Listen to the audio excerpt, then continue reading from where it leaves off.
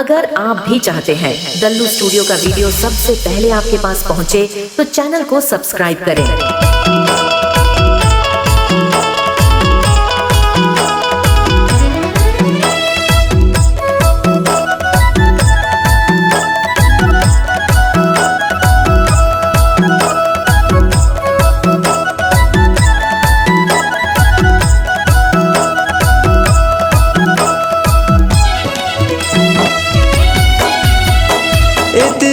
छाया है तोर कति माया है रवाई डारे भाई तुर माया मामूला रवाई डारे दोस रवाई डारे भाई तुर माया मामूला रवाई डारे दोस।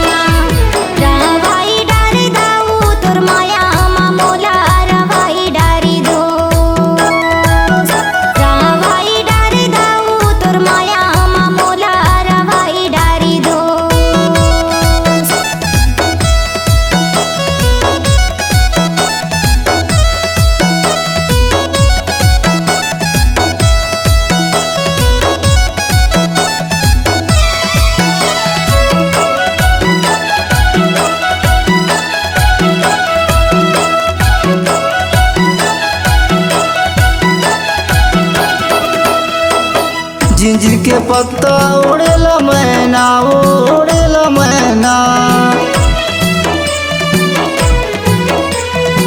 जिंजिर के पत्ता उड़ेला मैना उड़ेला मैना, तोरे सुरता मजूड़ी रुआत नैना तोरे माया रवाई डारे भाई तुर माया मामूला रवाई डारे दोस रवाई डारे भाई तुर माया मामूला रवाई डारे दोस।